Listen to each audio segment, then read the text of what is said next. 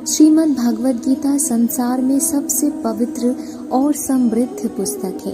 गीता साक्षात भगवान श्री हरि विष्णु का रूप माना जाता है। विष्णु भगवान ने इस पुस्तक में संपूर्ण चराचर सृष्टि का वर्णन किया है। इसमें लिखी एक एक बात और श्लोक पत्थर की लकीर समान है। इसीलिए गीता को भारत में ही नहीं बल्कि विश्व में भी महान पुस्तक माना जाता है। ज्ञान का भंडार कहे जाने वाली इस पुस्तक को पढ़ने से मन को शांति मिलती है और अन्याय के खिलाफ लड़ने की शिक्षा भी मिलती है। गीता में लिखे शब्द मोती के समान है। इसीलिए दोस्तों, जीवन की वास्तविकता को समझने के लिए आज की इस वीडियो में आप सुनेंगे, ताकि आप भी जीवन को श्री हरि की कही बातें के अनुसार समझ सके और जीवन को आनंद के साथ जी सके। तो आइए जानते हैं श्रीमद् भागवत गीता में श्री हरि विष्णु जी क्या कहते हैं। मनुष्य अपने विश्वास से निर्मित होता है। जैसा वो विश्वास करता है वैसा ही वो बन जाते हैं। जब इंसान अपने काम में आनंद खोज लेते हैं तब वो पूर्णता प्राप्त करते हैं। माफ करना और शांत रहना सीखिए।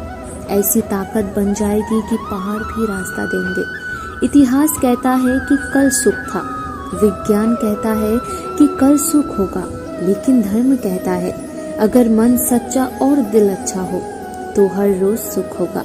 ज्यादा सुख होने पर और ज्यादा दुखी होने पर निर्णय नहीं लेना चाहिए, क्योंकि यही दोनों परिस्थितियां आपको सही निर्णय लेने नहीं देती है। जो होने वाला है वो होकर ही रहता है और जो नहीं होने वाला है वो कभी भी नहीं होता। जिस मनुष्य के पास सब्र की ताकत है उस मनुष्य की ताकत का कोई मुकाबला नहीं कर सकता। इंसान हमेशा अपने भाग्य को कोसता है, यही जानते हुए भी कि भाग्य से भी ऊंचा उसका कर्म है, जिसके स्वयं के हाथों में नहीं। ना तो ये शरीर तुम्हारा है और ना ही तुम इस शरीर के मालिक हो। ये शरीर 5 तत्वों से बना है: अग्नि, जल, वायु, पृथ्वी और आकाश। एक दिन यह शरीर इन्हीं 5 तत्वों में विलीन हो जाएगा। सत्य कभी दावा नहीं करता कि मैं ही सत्य हूँ, लेकिन झूठ हमेशा दावा करता है कि सिर्फ मैं ही सत्य हूँ। सही कर्म वो नहीं है जिसके परिणाम हमेशा सही हो।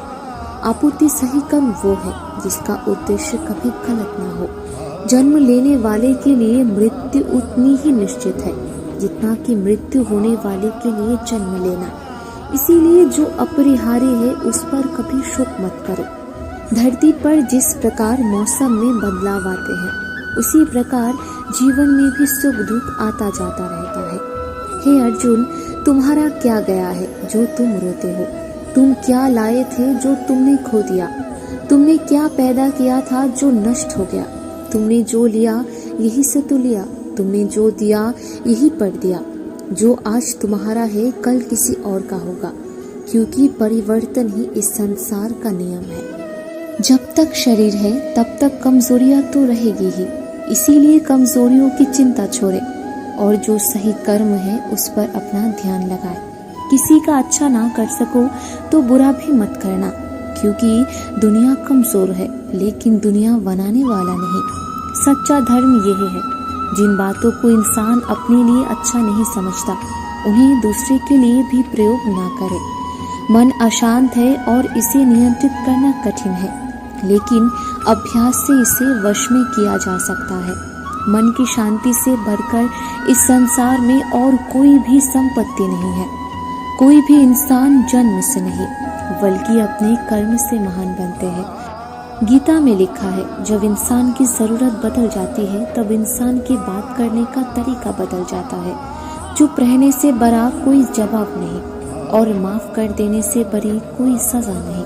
सदैव संदेह करने वाली व्यक्ति के लिए प्रसन्नता न इस लोक में है और न कहीं और। जो मन को नियंत्रित नहीं करते उनके लिए वो शत्रु के समान कार्य करते हैं। गीता में कहा गया है कि कोई भी अपने कर्म से भाग नहीं सकता। कर्म का फल तो भुगतना ही पड़ता है। मनुष्य अपने विश्वास से निर्मित होता है।